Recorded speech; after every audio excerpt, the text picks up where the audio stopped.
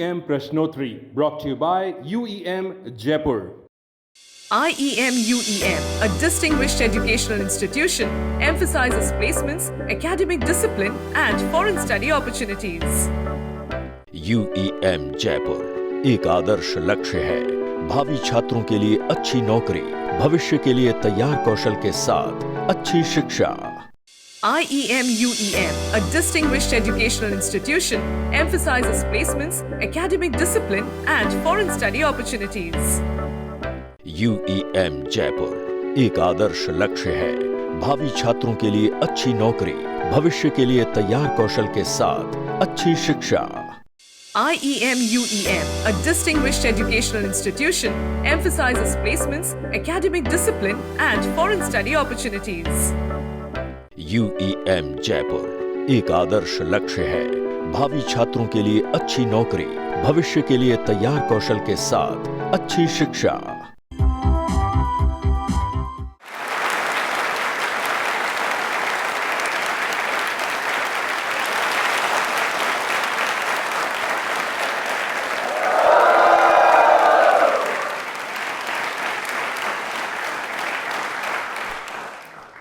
नमस्कार, सत श्री अकाल, आदाब। दूरदर्शन के बेहतरीन कार्यक्रम प्रश्नोत्तरी में मैं अपलव सक्सेना आज आप सभी का और करोड़ों दर्शकों का वापस से स्वागत करता हूं, अभिनंदन करता हूं, इस्तकबाल करता हूं।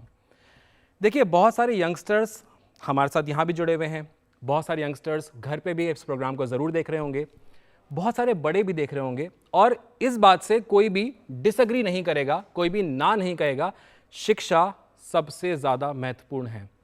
वो आज की बात ही नहीं, हमारे बड़े भी हमें ये बता के गए हैं कि शिक्षा के बिना कुछ भी नहीं है। शिक्षा अपने आप में अगर हम बात करें तो सिर्फ लिमिटेड नहीं है किसी भी एक पर्टिकुलर स्ट्रीम या डोमेन पे। हम चाहे इंजीनियरिंग की बात करें, हम चाहे फिजियोथेरेपी की बात करें, हम चाहे मैनेजमेंट की बात करें और इसमें भी बहुत सारे और कोर्सेज।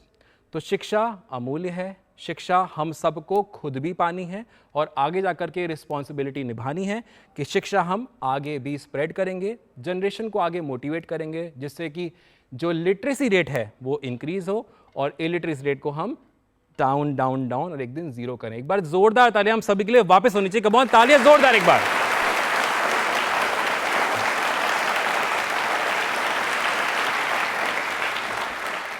तो प्रश्नोत्तरी कार्यक्रम में क्योंकि मैं स्वागत आपका कर चुका हूं, तैयार हैं क्या आप लोग? प्रश्नोत्तरी आपको पता ही है, हम यहां से करते हैं सवाल और वहां से आते हैं जवाब। तो तैयार हैं आप लोग? हाँ, आवाज तो कॉन्फिडेंस आई है, नहीं तैयार लग रहे हैं। तो शुरुआत करें? एक बार वापस से सभी के लिए तालियां जोरदार, कम ऑन।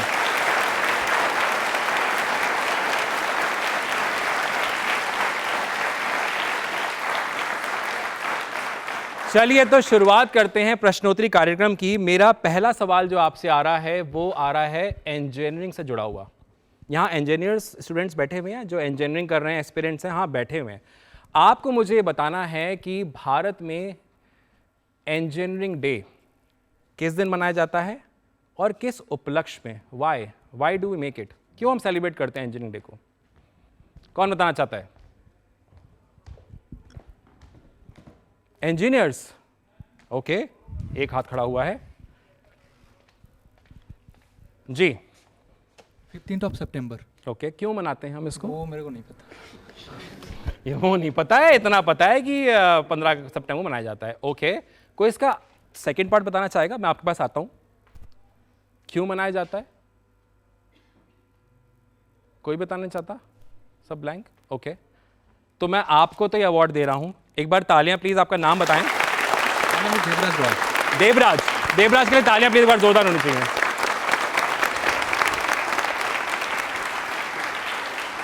ओके, इतने सारे इंजीनियर्स बैठे हुए हैं तो आपको बताना चाहता हूं, बिल्कुल सही जवाब है। 15 सितंबर को हम हर साल इस दिवस को मनाते हैं और इसके बनाने के पीछे रीज़न क्या है कि एक महान इंजीनियर जिनका नाम है मोक्ष गुंडम विश्वेश्वरैया, इनका जन्म दिवस होता है और इनके जन्म दिवस की जयंती पे इस दिन को हम हर साल मनाते हैं और इसे कहा जाता है भारतीय इंजीनियरिंग दिवस। प्लीज एक बार जोरदार तालियां वापस से हो जाएं।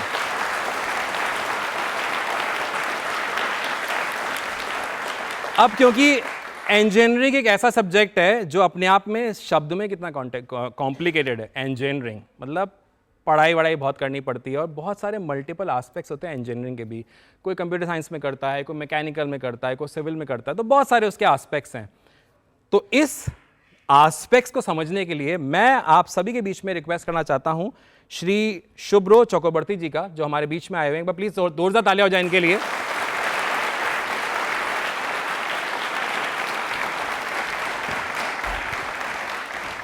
शुभ्रो जी, इंजीनियरिंग वर्ड हमें पता है बहुत कॉम्प्लिकेटेड होता है, शायद 4 साल में कंप्लीट होता है। हाँ, और बच्चे 3 साल पढ़ते हैं, 1 साल इंजीनियर ज़्यादा पढ़ते हैं। तो क्यों 1 साल बच्चा अगला एक्स्ट्रा पढ़े, क्या उसकी इंपॉर्टेंस है, थोड़ा हमें बताइए प्लीज। इंजीनियर्स, देखिए इंजीनियरिंग का मतलब होता है to use the knowledge of science to benefit the life of the common people. ये एक बहुत बड़ा ड्यूटी है, रिस्पॉन्सिबिलिटी है, जिम्मेदारी है। अगर मैं शुरू करना चाहता हूँ एकदम बेसिक लेवल से, मान लो गांव का एक आदमी आपके पास आता है, अपना लाइफ का पूरी कमाई सेविंग्स आपको देते हैं और आपको बोलते हैं कि हमारे लिए एक 2 मंजिल मकान प्लान करके डिज़ाइन करके बनाना है। So this is a duty of a civil engineer. So this is just a small मतलब कितना इम्पॉर्टेंट है ये टॉपिक। इसके बाद आपका आता है मैकेनिकल, कंप्यूटर साइंस, इलेक्ट्रॉनिक्स, मतलब from the clean drinking water से लेकर till the bullet train, metro rail, bridges, railways, computer, super computers, quantum computing. The sky is the limit. For the engineering, the sky is the limit. So that's all from my side. Thank you so much. Thank you. Thank you, sir.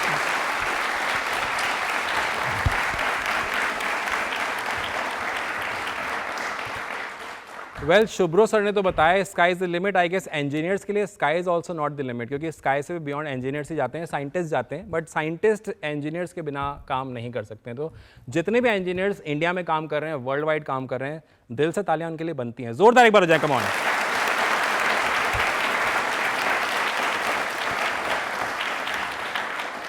अब मैं आप सबके बीच में बुलाना चाहता हूं हमारी programme head, जी हां, मैं बात कर रहा हूं सीमा विजय मैम से। एक बार प्लीज जोरदार तालियां होनी चाहिए सीमा विजय मैम के लिए।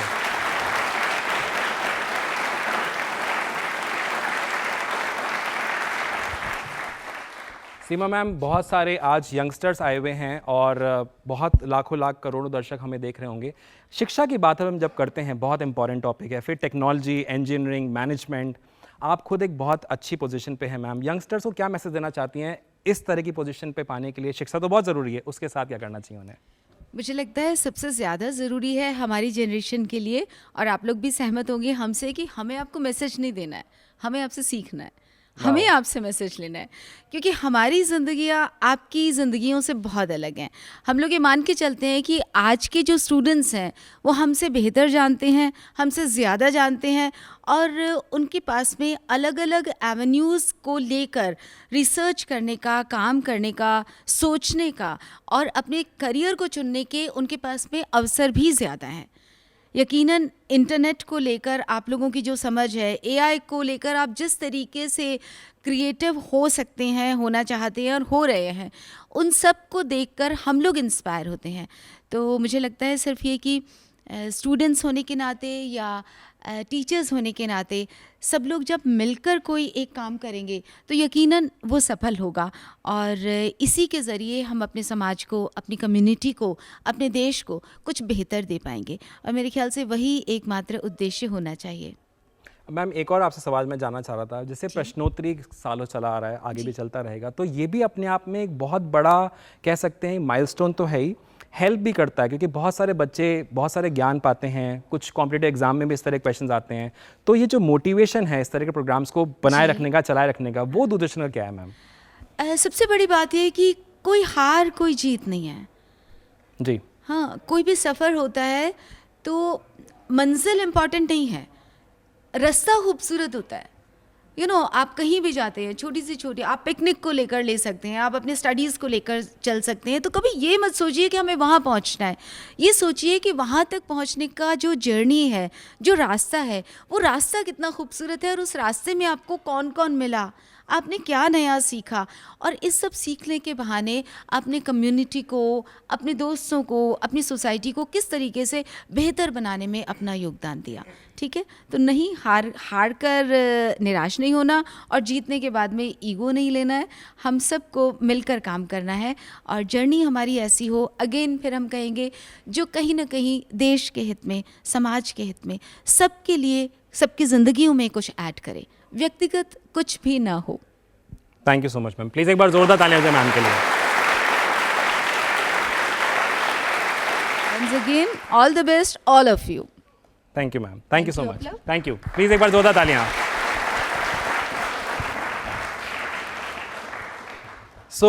जैसा मैम ने बताया कि देश की सेवा, देश को सर्वोपरि रखते हुए दूरदर्शन भी ऐसा काम करता है, और इसलिए मैंने मैम से एक क्वेश्चन पूछा था। प्रश्नोत्तरी ही नहीं, बहुत सारे प्रोग्राम हम बनाते हैं जिससे कि हम आप तक ये रोचक जानकारियाँ भी पहुँचा सकें, आपका जो सामान्य ज्ञान है उसको भी और ज़्यादा तेज़ कर सकें, और साथ ही साथ में जो करंट अफेयर्स की बात करें हम, उसमें भी आपको हमेशा अपडेटेड रख सकें। तो मिलते हैं एक छोटे से विराम के बाद, जारी रहेगा प्रश्नोत्तरी का ये बेहतरीन कार्यक्रम। IEM UEM, a distinguished educational institution, emphasizes placements, academic discipline, and foreign study opportunities. UEM Jaipur एक आदर्श लक्ष्य है। भावी छात्रों के लिए अच्छी नौकरी, भविष्य के लिए तैयार कौशल के साथ अच्छी शिक्षा। IEM UEM, a distinguished educational institution, emphasizes placements, academic discipline, and foreign study opportunities. UEM Jaipur एक आदर्श लक्ष्य है। भावी छात्रों के लिए अच्छी नौकरी, भविष्य के लिए तैयार कौशल के साथ अच्छी शिक्षा।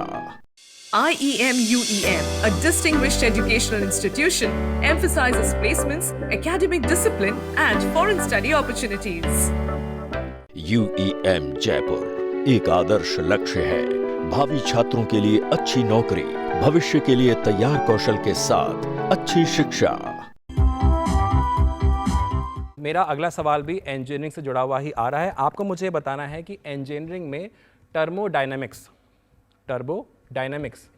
ये क्या होता है? What is the meaning of thermodynamics? Engineering के स्टूडेंट्स हैं यहाँ पे। टर्मोडायनेमिक्स क्या होता है? एक हाथ खड़ा हुआ है, okay. Yes. Transfer of heat from one to another. Transfer of Heat. Heat from one two another, okay. Sure? Yes, sir. नाम बताइए अपना। Nikhil. निखिल, ओके। और कोई ट्राई करना चाहता है? मैं निखिल के पास तो आऊँगा। बैठ जाइए निखिल। हाँ, एक और हाथ खड़ा हुआ है, मैं इधर से आता हूँ आपके पास। जी। Actually, thermodynamics is a branch in which we are studying about when during a chemical reaction किस तरीके की energy use होती है in the form of heat also, और energy जो release होती है, इस process को जब हम study करते हैं तो उसको thermodynamics में study करते हैं। तो उनका जवाब कहीं ना कहीं सही था, मानते हैं आप? जी सर, मतलब ऑलमोस्ट सही था, तो देना चाहिए, डिजर्व करते हैं वो। भाई निखिल के लिए फिर एक बार तालियां जोरदार हो जाएं।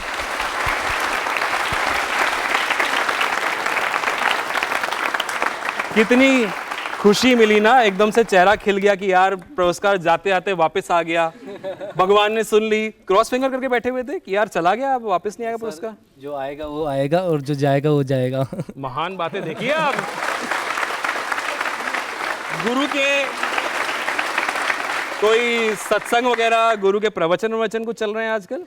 नो सर, वैसी स्पिरिचुअलिटी। वैसे ही मतलब ज्ञान तो ऐसे आ जाता हो। वैसे ही प्रश्नोत्तरी में आए तो ज्ञान की बातें तो करेंगे ही हम। इंजीनियर हैं तो ज्ञान तो है ही। अरे क्या बात है भाई, तालियां जोरदार हो जाए इनके लिए, क्या बात है।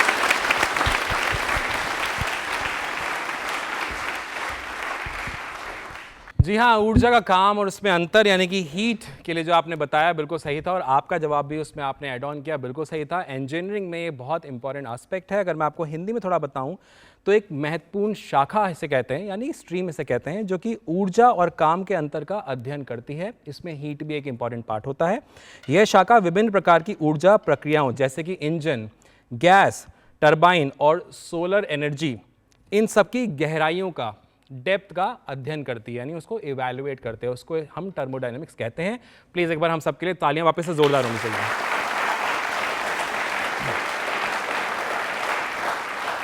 अच्छा, दूरदर्शन को हम सब कितना प्यार करते हैं वो यहाँ दिख रहा है, ठीक है। सालों से दूरदर्शन को हम प्यार करते आ रहे हैं। मेरा अगला सवाल ना दूरदर्शन से जुड़ा हुआ आ रहा है। सो मैं थोड़ा सा हिस्ट्री में जाऊंगा। मैं आपसे अगला सवाल जो पूछना चाहता हूं थोड़ा सा आपको बता देता हूं सवाल क्या है और उसके बाद इसमें से सवाल क्या है। तो दूरदर्शन का पहला प्रसारण कब हुआ था ये मैं पूछने वाला था, लेकिन इसका आंसर मैं आपको बता देता हूं। यह हुआ था 15 सितंबर 1959 को। अब मेरा ये सवाल नहीं है, मेरा सवाल यह है कि जब इसका प्रसारण पहली बार हुआ था तो इसको दूरदर्शन नाम से नहीं जाना जाता था। दूरदर्शन का नामकरण बाद में हुआ। जब फर्स्ट टाइम इसका प्रसारण हुआ यानी कि 15 सितंबर 1959 को जब ये टेलीकास्ट हुआ, तो आपको मुझे बताना है कि दूरदर्शन को उस समय किस नाम से शुरू किया गया था। What was the name which Doordarshan had earlier at that time, 15th of September 1959? बाद में इसका नाम दूरदर्शन कर देगा। अरे क्या बात है, मैं तो सोच रहा था इसका आंसर अरे कहना मैं खड़ा हो जाऊंगा, आओ मेरे पास में। नहीं, बैठ के भी आप जवाब दे सकते हैं, बट आपको हाँ बताइए। India national TV. India national TV, नाम बताइए अपना थोड़ा सा। प्रियांशु। प्रियांशु, आपका जवाब ना तालियां वाला है, बहुत सही जवाब है। तालियां एक बार जोरदार होनी चाहिए।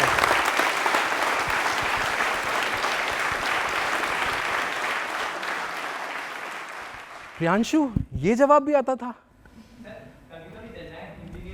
अरे यार, तालियां इंजीनियर्स के लिए होनी चाहिए भाई।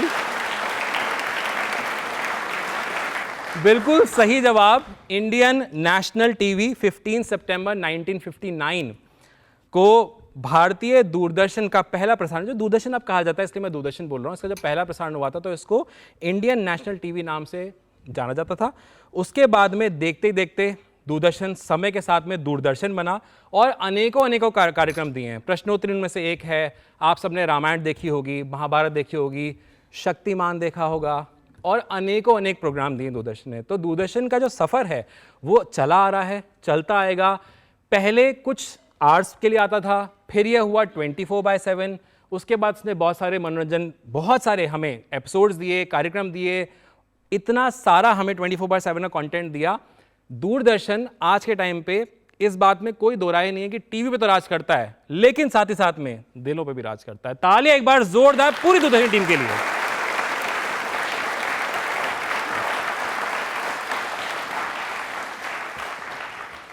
अब बढ़ते हैं थोड़ा सा टेक्निकल से थोड़ा सा कहीं और में। तो आपसे अब जो मैं सवाल पूछना चाहता हूं वो हमारी मातृभाषा से जुड़ा हुआ है। हमारी मातृभाषा क्या है? हिंदी। तो हिंदी को प्रमोट करने के लिए हम हर साल, प्रमोट मतलब इसको और ज़्यादा लोग बोलें, इसको सिर्फ हिंदुस्तान में नहीं विदेशों में भी बोला जाए, आज की जनरेशन भी हिंदी को सीखे। हिंदी सीखना इतना आसान नहीं, हम लोगों ने सबने पढ़ी हुई है ना, इतना आसान नहीं होता हिंदी। तो इसको प्रमोट करने के लिए हिंदी दिवस मनाया जाता है। आपको मुझे बताना है कब मनाया जाता है वो हिंदी दिवस को कब मनाया जाता है। अब पता है मेरा एक ट्विस्ट आ गया क्वेश्चन में, हाथ खड़े हो गए ना, इसलिए पहली बार कब मनाया गया था? कब मनाया जाता तो मुझे पता है, इतने हाथ खड़े हो गए तो पता है। अब मैं पूछूंगा पहली बार कब मनाया गया था। इतने बॉयज में एक लड़की ने हाथ खड़ा किया है, चलो ट्राई करते हैं, हो सकता है इनको आंसर आता हो जी। 1949। डेट बता सकते हो? I don't remember the date, but I remember it was first held in 1949. अच्छा, कब मनाया जाता है हिंदी दिवस वैसे? I don't remember the date, but I remember the year. नहीं, हर साल मनाया जाता है ना, तो उसकी डेट वो वही होगी, इसलिए पूछ रहा हूँ मैं। तो देखो हेल्प कर रहा हूँ, इनाम आपको मिल जाए। 14 सितंबर। पीछे से जवाब आया, लेकिन थोड़ा सा बैठ जाओ। और कोई ट्राई करना चाहता है? मैं आता हूँ अभी। एक और गर्ल, कहीं से मिला है आंसर आसपास से या आता है? अच्छा आता है, अच्छा पहले से पता था। हाँ 14 सितंबर 1949। ओके, इन्होंने भी यही बताया था शायद, नहीं पता, सुना नहीं था। अपने पे ध्यान था, हम क्यों सुनेंगे? हमारे कोई नाम आ रहा था तो मैं किसी और की क्यों सुनूंगी? कुछ आपके पास और आंसर है? यही आंसर है? अच्छा अलग आंसर है, और एक बार ट्राई कर लेते हैं, अलग आंसर ट्राई करना चाहिए। हाँ 14 सितंबर 1953। 14 सितंबर 1953। और कोई ट्राई? बैठ जाइए, उसका पुरस्कार आ जाए यार, मतलब खड़े ही रहेंगे हम। ट्राई करना चाहते हैं? ओके हाँ जी जी, हिंदी दिवस नेशनल सर इंडिया में। हाँ 10 जनवरी को सेलिब्रेट किया जाता है। मेरा क्वेश्चन था पहली बार कब बनाया गया था, फर्स्ट एवर? तो sir common sense first day भी इसी टाइम ही किया होगा। अरे मेरे भाई, किसी साल में बनाया गया होगा? 2006 में। 2006 में बनाया, ओके नहीं ओके ठीक है। कहता है ये तो कॉमन सेंस है, 10 जनवरी को बनाया जाता है, जब पहली बार 10 जनवरी आता है तो बनता है। मेरा सवाल ये है कि पहली बार कभी बनाया गया होगा ना, कोई ईयर में बनाया गया होगा, जैसे इन्होंने 2006 बोला। और कोई ट्राई करना चाहता है? तो मैं वापस जा रहा हूं। 14 सितंबर 1953।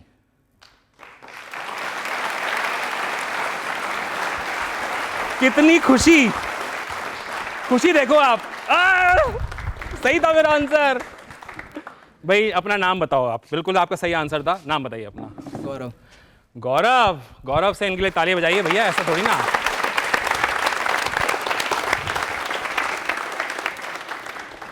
अपने साथ बैठे हुए लोगों के लिए तालियों में भी कंजूसी है। तालियां एक बार जोरदार होनी चाहिए प्लीज।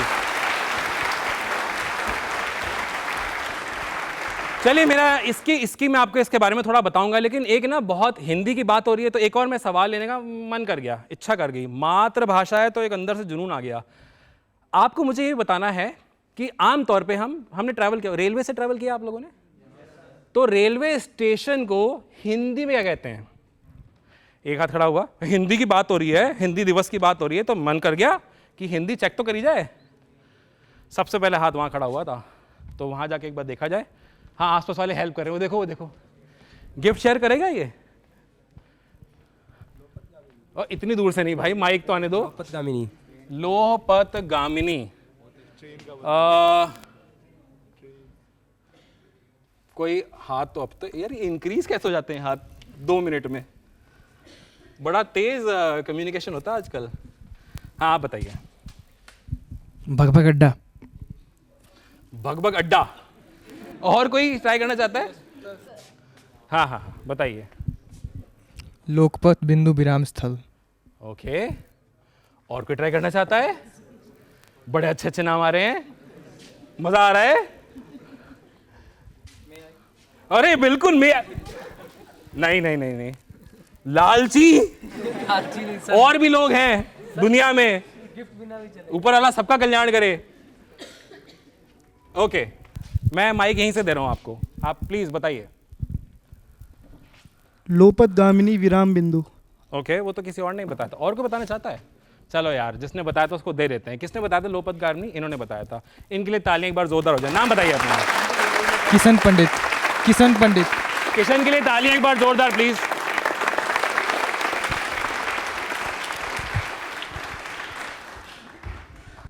बिल्कुल सही, लोपतगामिनी। आपने बात सही कही थी, लेकिन वो आपने ट्रेन के बारे में बता दिया था। ये जो बिंदु विराम ऐड करना था वो वाला नहीं कर पाए थे आप। 14 सितंबर 1953 ये वो एक ऐतिहासिक दिन था जिस दिन फर्स्ट एवर, पहली बार हिंदी दिवस को मनाया गया था। और उसके बाद में अगर मैं आपको थोड़ा सा डिटेल में बताऊं तो संविधान के अनुच्छेद 343 के तहत, 343 के तहत हिंदी को भारत का आधिकारिक भाषा मतलब मातृभाषा के रूप में मान्यता मिली। और उसके बाद से हर साल 14 सितंबर को हिंदी दिवस को मनाया जाता है। प्लीज एक बार हिंदुस्तान के लिए, हिंदी के लिए तालियां जोरदार बनती हैं।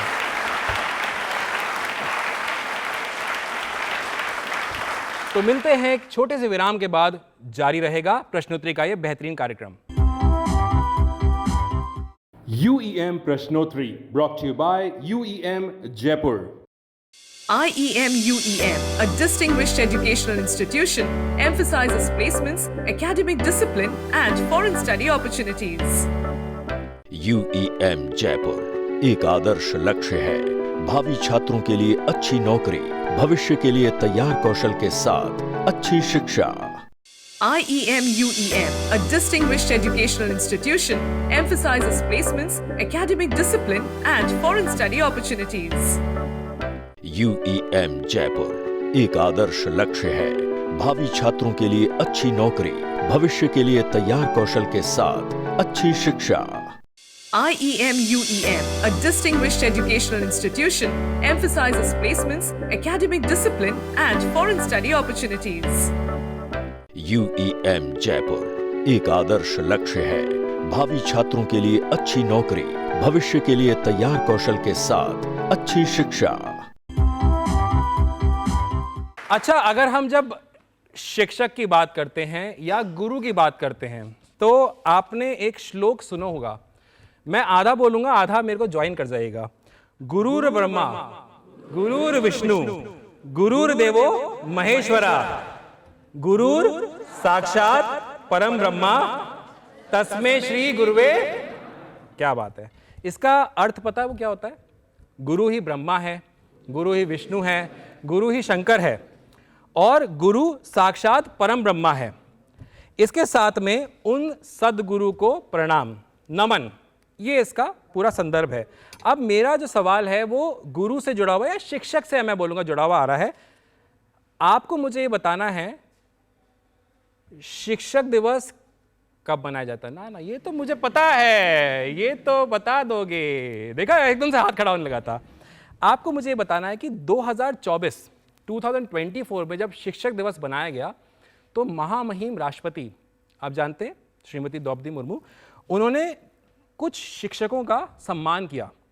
आपको मुझे बताना है कि वो कुल कितने शिक्षक थे जिनका उन्होंने इस साल यानी 2024 में शिक्षक सम्मान किया शिक्षक दिवस के दिन। कहानी में ट्विस्ट।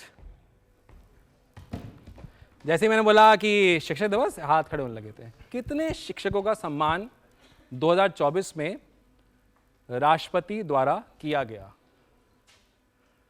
देखिए, हल्के हल्के बैटरी जलती है, कुछ हाथ खड़े हुए हैं। पहले इनके पास, फिर पहले इन्होंने हाथ खड़ा किया था जी। 82 शिक्षक। 82 शिक्षक। गैस किया है? नहीं सर। कैसे पता है? मतलब पढ़ के आए थे, मतलब याद था कि ऐसा हुआ है, मतलब जनरल नॉलेज अखबार में पढ़ा होगा। नाम बताइए अपना। शाह शुभम। शाह शुभम, बिल्कुल सही जवाब है। तालियां एक बार जोरदार होनी चाहिए। अच्छा, मैं आपसे एक सवाल पूछना चाहता हूं, इसकी मैं जब ब्रीफिंग दूंगा उससे पहले। ये इतना सोच सोच के हाथ, मैं क्वेश्चन पूछता हूं, इधर उधर देखते हो, ऊपर देखते हो, नीचे देखते हो, भगवान से मन्नत मांगते हो जो मैं बोलूंगा सही होगा, उसके बाद रिएक्ट करते हो। ऐसे ही हो रहा है? थोड़ा सा जल्दी रिएक्ट कर दो तो मजा आ जाएगा। बट एक बार तालियां इनके लिए दोबारा हो जाएं प्लीज।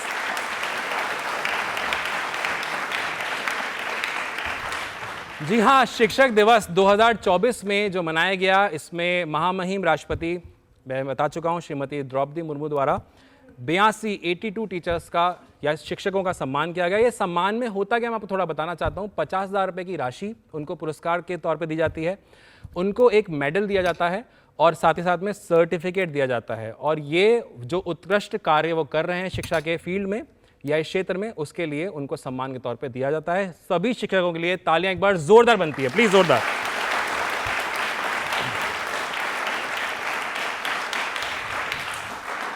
चलिए अगले सवाल की तरफ बढ़ते हैं। ये थोड़ा सा टेक्निकल सवाल है, थोड़ा सा मैथमेटिकल भी मैं कह सकता हूं। आपको मुझे बताना है कि 1 इंच में कितने मिलीमीटर होते हैं। 1 इंच में कितने मिलीमीटर होते हैं? फिर हल्के हल्के खड़े हो रहे हैं हाथ, बट ना वो कॉन्फिडेंस नहीं दिख रहा है मेरे को। ओके, इस साइड से तो पुरस्कार की बारिश हो चुकी है, इधर से थोड़ा सा भी सूना है। हाँ हाँ, बच्ची है बड़ी प्यारी सी। हाँ बताइए बेटा। 60 नहीं। अब और हाथ खड़े हो गए। चमत्कार को नमस्कार।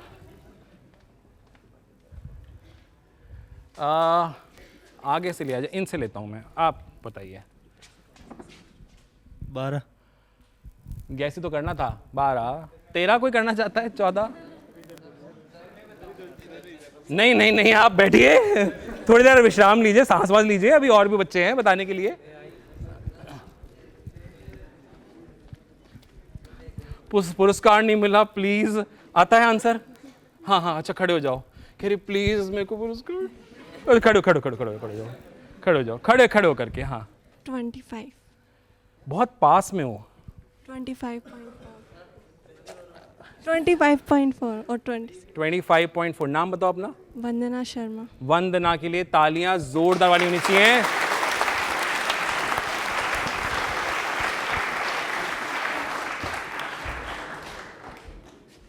वंदना, आस पड़ोस में, घर में, कॉलेज में जरूर सुना होगा भगवान के घर देर है अंधेर नहीं। आज यकीन हो गया?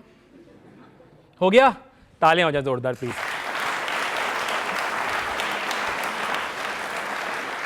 बिल्कुल सही जवाब है। एक बात करें अगर इंच में तो 25.4 मिलीमीटर होते हैं, जैसे आपने बताया। आपने पहले 25 बोला था, मैंने कहा बहुत क्लोज हैं। उन्होंने कहा 0.4 भी होता है, मैंने बताया नहीं था। मुझे लगा पुरस्कार आप लेके आ रहे हैं तो दे ही देंगे इस पर कि, बट सही आंसर पे दिया जाता है, तो बिल्कुल सही आंसर था आपका। इसका मतलब है कि जब हम 1 इंच की लंबाई को मिलीमीटर में नापते हैं तो हम 5 और 20 अंक पाएंगे, क्योंकि वो 25.4 का होता है। अगर आपको बताया जाए, अगर मैं थोड़ा सा और डिटेल में जाऊं तो आपको बताना चाहता हूं कि इस प्रमाण मानक का प्रयोग जनरली अंतर्राष्ट्रीय व्यापार, इंटरनेशनल जो हम एक्सचेंज करते हैं, विज्ञान और साथ ही साथ में औद्योगिक क्षेत्रों में व्यापक रूप से किया जाता है। तो it is not just the history, still we do that. और ये अभी भी बहुत अहम चीज़ है जो हम आज भी यूज़ करते हैं। प्लीज़ एक बार जोरदार तालियां हो जाए हम सभी के लिए।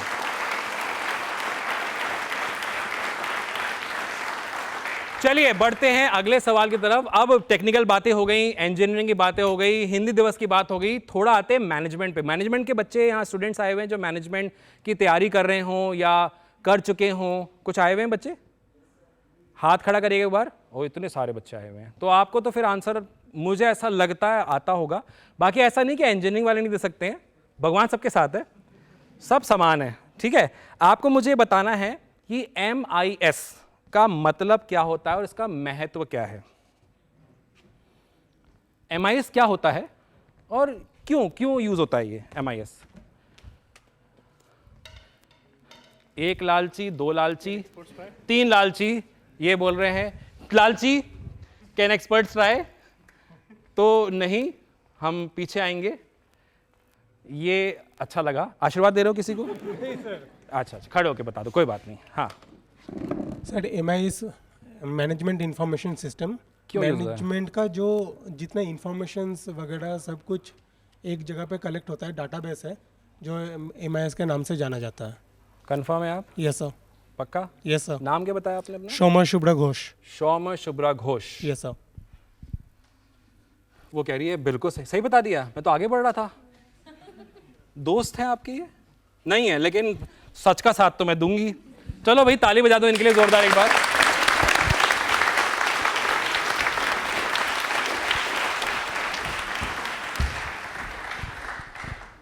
मैं आगे बढ़ने लगा, कहती है मतलब कि आगे क्यों बढ़ रहे हो? सही जवाब था यार ये तो। ठीक है, डेटा मैनेजमेंट के लिए बिल्कुल आपने सही कहा, इसका प्रयोग होता है और इसकी फुल फॉर्म है MIS यानी मैनेजमेंट इंफॉर्मेशन सिस्टम। इसकी डिटेल तो आप क्या दें, आपने ऑलरेडी दे दी है, तो इसकी डिटेल में मैं बहुत ज़्यादा नहीं जाऊंगा। मैं अगले सवाल की तरफ बढ़ रहा हूँ। अगला सवाल आपको मुझे अगेन बहुत मैनेजमेंट से जुड़ा हुआ है, लेकिन ये मैनेजमेंट की मैं बात नहीं करूंगा, ये ओवरऑल बहुत काम आता है। एक टर्म शायद आपने सुना हो जो है SWOT, SWOT। SWOT का फुल फॉर्म मुझे आपको बताना है, क्या अर्थ होता है, मीनिंग। ए हाथ खड़े हुए, बच्चे के पास जाऊंगा मुस्कुराहट के साथ में कि अभी मैंने किसी की हेल्प करी थी और सबसे पहले हाथ खड़ा किया है। हाँ बोलो बोलो, कुछ कहना है आपको? नहीं? क्या काश में बच्ची होता, ऐसा कुछ आ रहा है ख्याल? नहीं, टेक्नोलॉजी काफी एडवांस हो चुकी है वैसे आजकल। हाँ बताइए आप। S stands for strength, W stands for weakness, O stands for opportunity, and T stands for threats. Okay, और ये आपका नाम कैसे स्टार्ट होता है? My name is Janvi Singh. Janvi Singh. Janvi, J stands for Janvi. सही जवाब है इनका। तालियां हो जाए फिर जोरदार एक बार।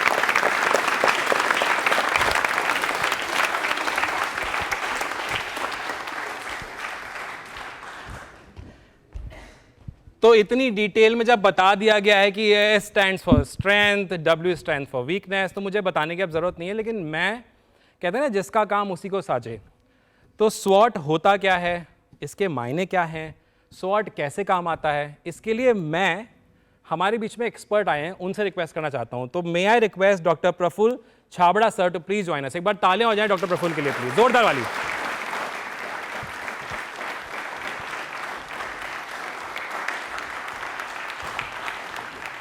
पूरा कोट उतार करके बोले अब मैं जोश में जाऊंगा, स्ट्रेंथ वीकनेस की बात हो रही है तो कोट होता है। सर स्वॉट क्या क्या इससे हम मीनिंग समझें और किस तरह काम आता है, थोड़ा हमें बताएं प्लीज़, व्यूअर्स को भी। सबसे पहले मैं धन्यवाद देना चाहूँगा अपलव जी का और दूरदर्शन का जिन्होंने हमें इनवाइट किया, और दूसरा धन्यवाद देना चाहूँगा इन स्टूडेंट्स का, रादर देन कलरफुल स्टूडेंट्स जिनका चेहरा देख के हमेशा एक टीचर खुश होता है। क्या बात है, तालियां हो जानी चाहिए, इस बात पर हमारी तारीफ हो रही है भाई। स्वॉट पे SWOT स्वॉट पे आने से पहले सबसे पहले एक्चुअली मैं मैथमेटिशियन हूँ, और बीइंग अ मैथमेटिशियन मैं एक क्वेश्चन करना चाहूँगा। एक बच्ची ने आंसर दिया था 1 इंच में कितने मिलीमीटर होते हैं, राइट? किसने दिया था आंसर प्लीज़? आपने दिया था। जब ये क्वेश्चन अपलव जी ने पूछा था तो मैं भी कैलकुलेशन कर रहा था सर के साथ बैठ के, और मेरा आंसर भी सही था, लेकिन मैं आपसे ये जानना चाहूँगा आपने कैलकुलेट कैसे किया इसे? भगवान का नाम ले सकते हो आप, वो हमेशा अपने साथ रहते हैं। Sir, as there is 10 millimeters in 1 centimeter, and if you see 1 inch, then there is around 2 centimeters in it. So if you into that 10 into 2, then comes. क्या बात है, तालियां।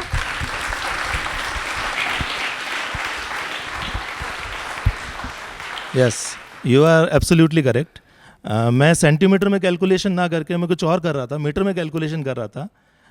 तो मैं बताना चाहूँगा जिसको भी ये नहीं, मतलब जो गैस नहीं कर पाया, being a teacher, being a mathematician, सबसे पहली ड्यूटी है मेरी कि मैं इस आंसर को क्लियर करूँ।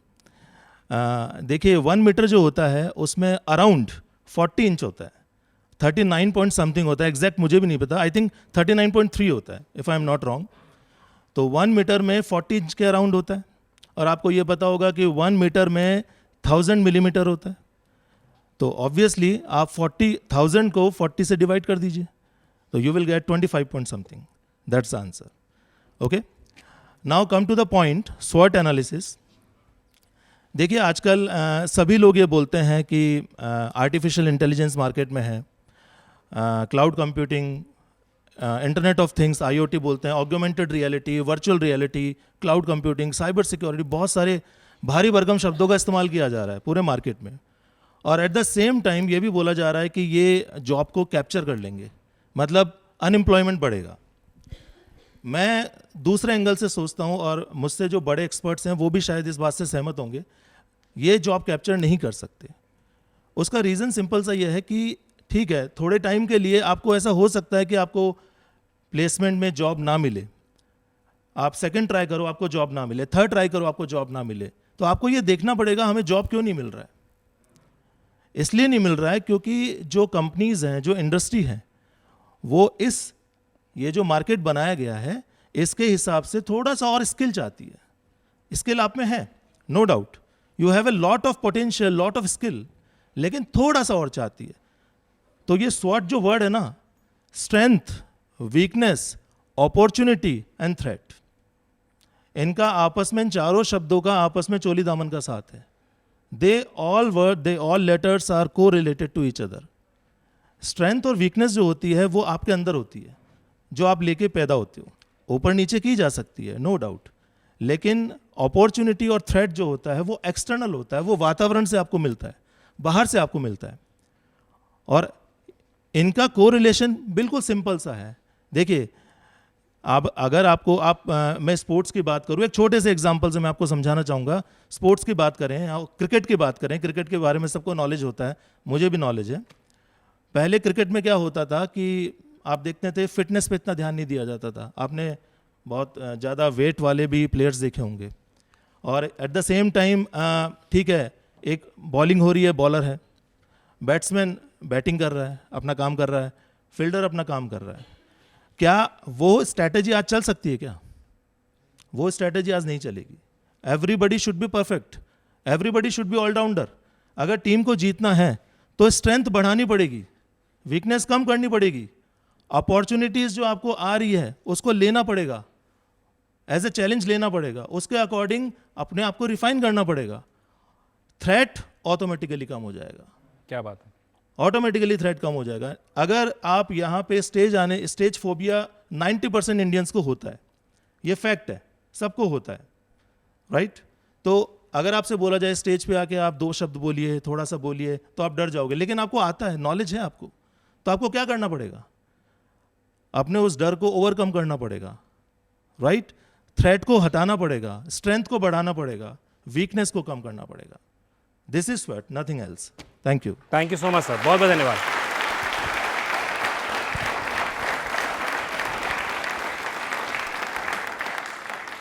तो स्वॉट का विश्लेषण भी हो गया, उसका पूरा इंटर्नल मतलब बिल्कुल डेप्थ इन्फॉर्मेशन सबको पहुंच गई है, और दर्शक भी मतलब एंजॉय कर रहे होंगे, इतना डिटेल में इनको इन्फॉर्मेशन मिली है।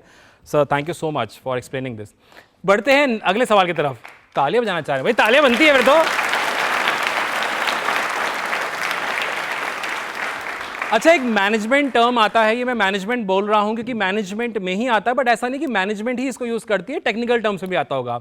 आमतौर पे सुना गया है प्राधिकार को लेकर के एक वाक्य इस्तेमाल किया जाता है। आपको मुझे उस वाक्य के बारे में बताऊं, मैं अगर वाक्य बता दूंगा तो आपको आंसर मिल जाएगा। प्राधिकार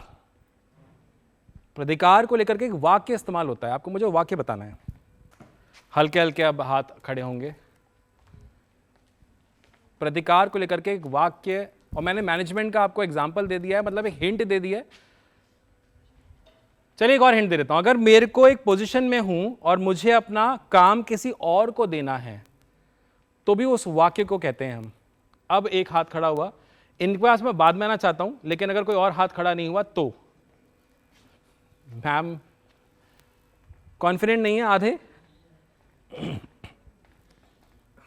ऊपर वाला देख रहा है, कितनी बार चाहती हो? हाँ,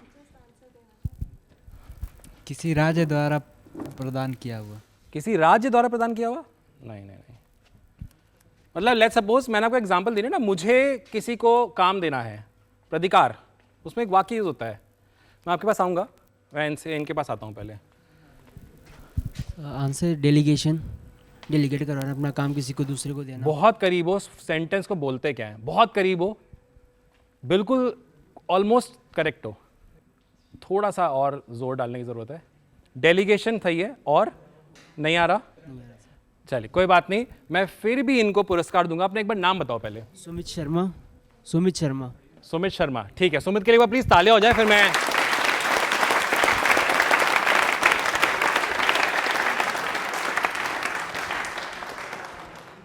देखिए ये बात सच है कि ये वाक्य पूरा नहीं बता पाए, लेकिन उन्होंने बहुत महत्वपूर्ण शब्द बता दिया, मैंने इसलिए इनको पुरस्कार दिया है। इस पूरे वाक्य को कहते हैं डेलीगेशन ऑफ अथॉरिटी। ओह, याद आ गया? वो इमोशन से पता चला। ओह जी हाँ, डेलीगेशन अथॉरिटी कहा जाता है, लेकिन बहुत अच्छा ट्राई था। प्लीज एक बार वापस से तालियां जोरदार होनी चाहिए इनके लिए। अब देखिए, डेलीगेशन ऑफ अथॉरिटी एक ऐसा टर्म है जो शायद एक्सप्लेन करने के लिए I am not a proper guy, मैं वो सही पर्सन नहीं हूं। मैं एक लीडर बुलाना चाहता हूं जो कि टैलेंट एक्विजिशन और एचआर में एक्सपर्ट भी हैं, लीडर भी हैं। मैं बात कर रहा हूं दीपेन करमचंदानी की। मैं request Deepen to please come. एक बार जोरदार ताली हो जाए दीपेन के लिए please.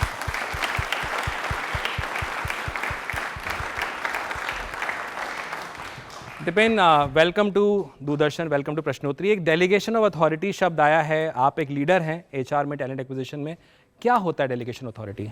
Sure. First of all, thank you, Uplavji. Thank you, Doordarshan, for having us. So, delegation of authority एक लेमन टर्म में होता है अपना काम और अपनी रिस्पॉन्सिबिलिटी या अपनी अथॉरिटी किसी और को देना, टेम्परेरी या परमानेंटली। फॉर एग्जाम्पल, जैसे हम छोटे छोटे एरियाज़ में रहते हैं, मैं 2-3 एग्जाम्पल्स दूंगा so that you get the idea कि कैसे होता है। जैसे एक शॉपकीपर है, छोटी सी शॉप चलाता है, जिसका मंथली इनकम 50,000 होगा, जिसके पास भीड़ नहीं होती है दुकान पे, बट एकदम से बहुत सारी भीड़ आ जाती है, तो वो अपनी वाइफ को या अपने बेटे को कैश काउंटर बिठा के ही start taking care of the customers. नहीं, आप गल्ला भी कह सकते हैं। कहते हैं ना हम लोग गले बैठ गए, गले में बैठ गए। सो दैट्स टेम्परेरी, बिकॉज भीड़ बहुत ज़्यादा है, तो पापा ने अपनी बाप ने अपनी वाइफ को या बाप ने अपने बेटे को रिस्पॉन्सिबिलिटी दे दी संभालने की। अगर मैं बड़े लेवल पे लेके जाऊँ, आप सब ने बड़ी कंपनी से नाम सुने होंगे, जैसे कोई भी XYZ कंपनी है, वहाँ पे CEO सब कुछ नहीं कर सकता, इसलिए उसके पास CFO होता है, इसलिए उसके पास चीफ ऑपरेशन ऑफिसर होता है, उनके अंदर अलग टीम होती है। ऐसे यूनिवर्सिटीज़ में भी होता है, वाइस चांसलर खुद नहीं संभाल सकता 5000 स्टूडेंट्स को, इसलिए उसके अंदर अलग अलग डिपार्टमेंट हेड्स होते हैं, PhD होल्डर्स होते हैं, ऐसे ही एडमिनिस्ट्रेशन के हेड्स होते हैं। दिस डिफाइंस, बट ये सारी पावर जो भी होती है ये टेम्परेरी और परमानेंट दोनों। Temporary, I would say temporary more, because कोई भी बंदा अगर काम कर रहा है वो 4-5 साल बाद 10 साल बाद छोड़ेगा ही, तो एक तरह से पावर कभी परमानेंट नहीं होती, वो हमेशा टेम्परेरी होती है। कोई आता है, कोई जाता है, जिसकी जगह कोई और आता है तो उसको पावर ट्रांसफर कर दी जाती है। दिपिन, मैं क्योंकि आप आए हुए हैं, मैं इसलिए आपसे एक और सवाल पूछना चाहता था जी बिल्कुल। बहुत सारे यंगस्टर्स हमारे साथ में भी हैं, बहुत सारे दर्शक भी देख रहे हैं, क्योंकि आप HR में हैं, टैलेंट एक्विजिशन में हैं। मैं आपसे जानना चाह रहा था, आज इंडस्ट्री क्या डिमांड करती है यंगस्टर से, फ्रेश ग्रेजुएट से, या इंडस्ट्री की डिमांड क्या है ओवरऑल? देखिए, बहुत कुछ डिपेंड करता है किस बैकग्राउंड से है बंदा, इंजीनियरिंग, मैनेजमेंट, और जैसे आई कैन सी बहुत सारे बच्चे फिजियोथेरेपी बैकग्राउंड से भी हैं। इन लेमन टर्म्स अगर आप प्राइवेट जॉब्स में देखें तो रिक्वायरमेंट बहुत सिंपल होती है, स्ट्रॉन्ग कम्युनिकेशन स्किल होनी चाहिए। बहुत इंपॉर्टेंट जो मैं समझता हूँ एक फैक्टर है कि जो भी आप इंटर्नशिप कर रहे हो वो इंटर्नशिप बहुत रिलेवेंट होनी चाहिए। फॉर एग्जांपल, जैसे आप मार्केटिंग में MBA कर रहे हो, तो अगर आपकी इंटर्नशिप डिजिटल मार्केटिंग या सिमिलर एरियाज़ में होगी तो बहुत यूज़फुल होगी, क्योंकि वो ज़माने जा चुके जब आप न्यूज़पेपर में ऐड डालते थे और लोग बैठ के पढ़ते थे। अब सब सोशल मीडिया पे आ गए, अब सब सोशल मीडिया स्क्रॉल करते हैं। राइट। ऐसे ही HR में है, अगर आप इंटर्नशिप कर रहे हैं तो किसी अच्छे HR के अंडर में करें या कोई बड़ी रिक्रूटिंग फर्म के अंडर में करें, जहां आपको सीखने को मिले कि रिक्रूटिंग कैसे होती है, या ओवरऑल इसके इंटरनल इंसाइट्स मिलते हैं कि PFESI कैसे लॉन्च होता है। इसके अलावा बहुत इंपॉर्टेंट चीज़ ये है कि टेक CV होना बहुत ज़रूरी है। राइट। एग्जाम्पल तो जैसे बहुत लोगों को पता होगा जो MBA कर रहे हैं, इंजीनियरिंग कर रहे हैं, पहले PFESI वगैरह के चालान, ग्रेचुइटी सब ऑफलाइन होते थे, लेकिन अब सब कुछ ऑनलाइन हो चुका है। अब घर बैठे बैठे भी फाइल कर सकते हैं। Alright, thank you so much. Thank you so much. Please एक बार जोरदार तालियां हो जाए। Thank you.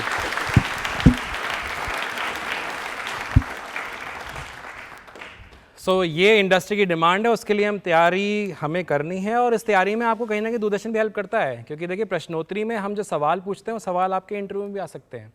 तो मिलते हैं एक छोटे से विराम के बाद, जारी रहेगा प्रश्नोत्तरी का ये बेहतरीन कार्यक्रम। UEM Prashnottri, brought to you by UEM Jaipur. IEM UEM, a distinguished educational institution, emphasizes placements, academic discipline, and foreign study opportunities. UEM Jaipur एक आदर्श लक्ष्य है, भावी छात्रों के लिए अच्छी नौकरी, भविष्य के लिए तैयार कौशल के साथ अच्छी शिक्षा। IEM UEM, a distinguished educational institution, emphasizes placements, academic discipline, and foreign study opportunities. UEM Jaipur एक आदर्श लक्ष्य है, भावी छात्रों के लिए अच्छी नौकरी, भविष्य के लिए तैयार कौशल के साथ अच्छी शिक्षा। IEM UEM, a distinguished educational institution, emphasizes placements, academic discipline, and foreign study opportunities. UEM Jaipur एक आदर्श लक्ष्य है, भावी छात्रों के लिए अच्छी नौकरी, भविष्य के लिए तैयार कौशल के साथ अच्छी शिक्षा। तो अगले सवाल की तरफ बढ़ते हैं। अभी दीपे ने बताया कुछ फिजियोथेरेपी के स्टूडेंट्स भी यहाँ पर आए हुए, फिजियोथेरेपी करने वाले डॉक्टर साहब, है ना, तो उनके लिए एक क्वेश्चन लेते हैं।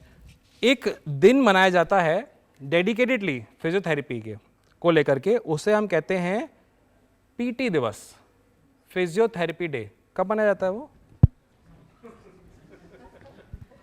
बोले ये तो बड़ा आसान से पूछ लिया। अब मेरी सब शक्ल देख रहे हैं, ट्विस्ट तो नहीं आ रहा है कोई? देखिए कॉम्प्लिकेट मैं अकेला नहीं करता हूं, कुछ और भी मेरे साथी हैं। बोले पहली बार कब बनाया गया था ये पूछो, कितने बता पाएंगे? ये देखिए मैम, आप जादू देखा आपने? आप यकीन नहीं करते होंगे या हो जाता है? चलिए आप ये बता दीजिए कब मनाया जाता है। या दोस्त है? नहीं आऊंगा, कह रहे ये बता रहा है। अरे भाई मुझे भी दिख रहा है हाथ खड़ा करते हुए, इधर से आता हूं मैं, इधर बड़ा टाइम हो गया नहीं गया।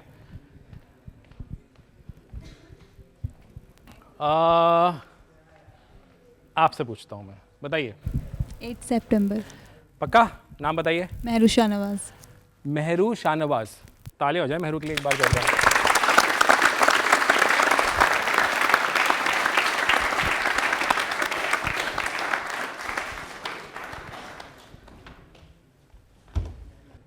मेरू गिफ्ट नहीं चाहिए था? चाहिए था गिफ्ट? नहीं चाहिए था, वापस दे देना, कोई दिक्कत नहीं है। मैंने जब गिफ्ट दिया तो थोड़ा सा इसको टाइम लगा ये अंडरस्टैंड करने के लिए इसको लेना है या मेरे को वापस दे देना है। देखो औरों की तरफ कितना दोनों हाथ खड़े हो जाते हैं, कभी और खुद खड़े हो जाते हैं कि हमारे पास आ जाए। बट एक बार तालियां जोरदार हो जाएं प्लीज वापस से।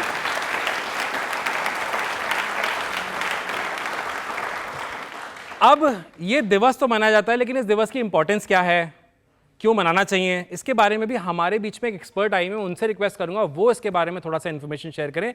मैं बात कर रहा हूं डॉक्टर नेहा व्यास की। Neha ma'am please, request you to please join us. एक बार तालियां हो जाए नेहा मैम के लिए जोरदार। मैम इस दिवस की नहीं, फिजियोथेरेपी क्यों सेलेक्ट करना चाहिए बच्चों को, ओवरऑल अगर आप थोड़ा सा बताना चाहें तो। ठीक है, थैंक यू सो मच अपलव sir and Doordarshan for having us here. सबसे पहले तो मैं ये बताऊंगी कि 8 सितंबर को मनाया जाता है, जो कि बताया है एक स्टूडेंट ने, विच इज़ राइट। पर पहली बार मनाया गया था जब 8 सितंबर 1951 में WCPT की स्थापना हुई थी। WCPT is a world level का कॉन्फेडरेशन ऑफ फिजियोथेरेपी, जो 1951 में हुआ था। मतलब सोचो फिजियोथेरेपी कितना पुराना है। ओके, सो फिजियोथेरेपी क्यों चूज़ करना चाहिए, बहुत मेरे लिए तो बहुत फेवरेट है, क्योंकि मैं खुद फिजियोथेरेपी से हूँ। तो बायोलॉजी के स्टूडेंट्स के साथ में हमेशा ये रहता है कि अगर नीट क्लियर नहीं हुआ तो क्या, MBBS नहीं मिला, एम्स नहीं मिला तो क्या करेंगे। तो अलाइड हेल्थ प्रोफेशन में फिजियोथेरेपी गर्ल्स के लिए भी और बॉयज़ के लिए भी बहुत अच्छा ऑप्शन है, क्योंकि फिजियोथेरेपी में आप बहुत सारे, आप कह सकते हैं वर्सेटाइल कैरियर पाथ है, इसमें बहुत सारी स्ट्रीम्स हैं। इतनी सारी स्ट्रीम्स हैं कि आपके पास में बहुत सारे ऑप्शंस आ जाते हैं। आगे बैचलर करने के बाद में आप जब मास्टर्स की तरफ जाते हो तो आपके पास में पीडियाट्रिक्स है, ऑर्थोपेडिक्स है, न्यूरोलॉजी है, आप जीडियाट्रिक्स में काम कर सकते हो। उसके अलावा ऑन्कोलॉजी में बहुत ज़्यादा काम कर सकते हैं, विमेंस हेल्थ में काम कर सकते हैं। अब उसमें भी बहुत ज़्यादा स्पेशलाइजेशन हो गया। Not only women's health, we have pelvic floor अलग से। अब फिजियोज जो हैं वो स्पेसिफिक डिजीजेज और डिसऑर्डर्स पे काम कर रहे हैं, जैसे नी के लिए स्पेशल फिजियोथेरेपिस्ट होते हैं, स्पाइन के लिए अलग से फिजियोथेरेपिस्ट होते हैं। तो बहुत सारा एक कह सकते हैं वर्सेटाइल कैरियर पाथ है फिजियोथेरेपिस्ट के लिए, चूज़ करने के लिए ऑप्शंस बहुत सारे हैं। और जॉब अपॉर्चुनिटीज़ ऑफ कोर्स बहुत बढ़ गई हैं और भी बढ़ेगी, डिमांड भी बढ़ रही है। और कोविड के बाद तो बहुत अच्छा रिकग्नाइजेशन गवर्नमेंट से ही नहीं, बाकी प्राइवेट इंस्टीट्यूट से और हॉस्पिटल से भी और पब्लिक से भी बहुत ज़्यादा रिकग्नाइजेशन मिला है फिजियोथेरेपी को। तो पूरे देश को बहुत ज़्यादा शुक्रिया कि फिजियोथेरेपी को अच्छा रिकग्नाइजेशन मिल रहा है और आगे भी मिलता रहेगा। So thank you so much. Thank you so much. Thank you ma'am.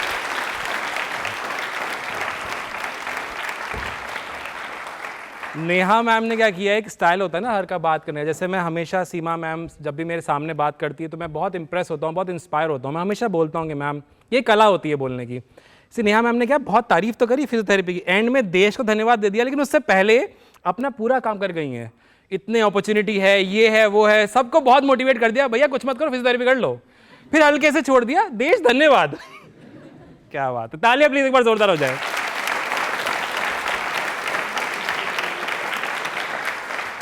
चलिए बढ़ते हैं अगले सवाल की तरफ। फिजियोथेरेपी से जुड़ा हुआ ही मेरा सवाल आ रहा है। फिजियोथेरेपी में एक टर्म होता है, नेहा मैम जानती होंगी, मैं जानना चाहता हूं और कौन जानता है, इसे कहते हैं ROM, Rome.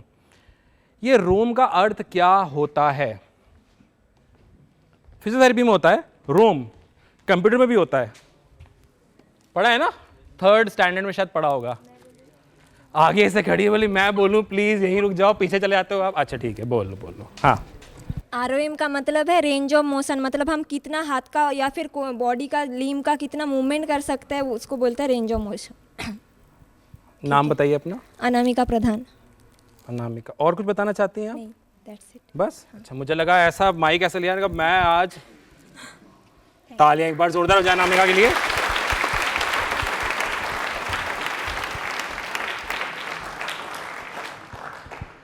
Range of motion यानी कि गति का दायरा एक शारीरिक अवधि है जिसमें किसी जोड़ की संभावित गति यानी कि ऑब्वियस सी बात है, उसकी स्पीड के बारे में बात करते हैं, उसकी पूर्ण रेंज को प्रकट किया जाता है।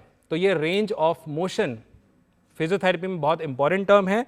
और इसमें जो शारीरिक थेरेपी होती है, फिजियोथेरेपी अगर आप ऑडियंस को बता रहा हूं मैं, इसमें शारीरिक थेरेपी के रूप में भी इसको यूज़ किया जाता है। मतलब आप थेरेपी देते हैं तो रेंज ऑफ मोशन को यूज़ किया जाता है, डॉक्टर्स को इवैल्यूएट करते हैं, इसको एग्जामिन करते हैं और आपको उसके हिसाब से ट्रीटमेंट को प्रोवाइड किया जाता है। कितने सारे लोग यहाँ बैठे हुए हैं, बड़ा लग रहा होगा कि हाँ अब नेक्स्ट सवाल मेरे पास आने वाला है, नेक्स्ट सवाल मेरे पास आने वाला है, लेकिन समय हमें कहीं ना कहीं रोकता है। फिर हम मिलेंगे, फिर आएंगे, अगली बार आने वाले हैं ना आप लोग, और आप लोग भी प्रश्नोत्तरी के साथ जुड़ें, हमें सोशल मीडिया पे फॉलो करें। अगली बार हम चाहेंगे आप भी हमारे साथ में यहाँ आएँ और प्रश्नोत्तरी को हमारे साथ में एंजॉय करें। मिलते हैं अगली बार, तब तक के लिए नमस्कार, जय हिंद। तालियां एक बार जोरदार।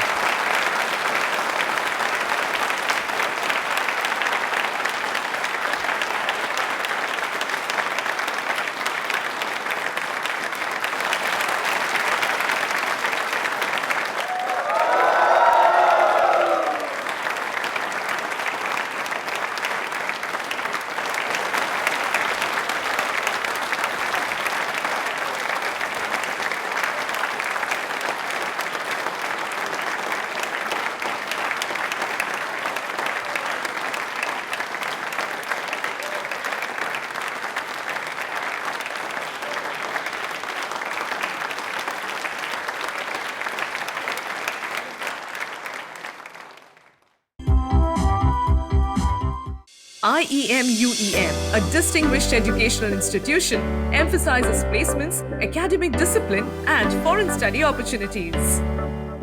UEM जयपुर एक आदर्श लक्ष्य है। भावी छात्रों के लिए अच्छी नौकरी, भविष्य के लिए तैयार कौशल के साथ अच्छी शिक्षा। IEM UEM, a distinguished educational institution, emphasizes placements, academic discipline, and foreign study opportunities. UEM Jaipur एक आदर्श लक्ष्य है। भावी छात्रों के लिए अच्छी नौकरी, भविष्य के लिए तैयार कौशल के साथ अच्छी शिक्षा।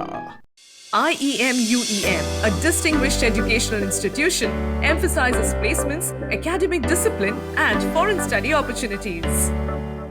UEM जयपुर एक आदर्श लक्ष्य है। भावी छात्रों के लिए अच्छी नौकरी, भविष्य के लिए तैयार कौशल के साथ अच्छी शिक्षा। UEM Prashnotri, brought to you by UEM Jaipur.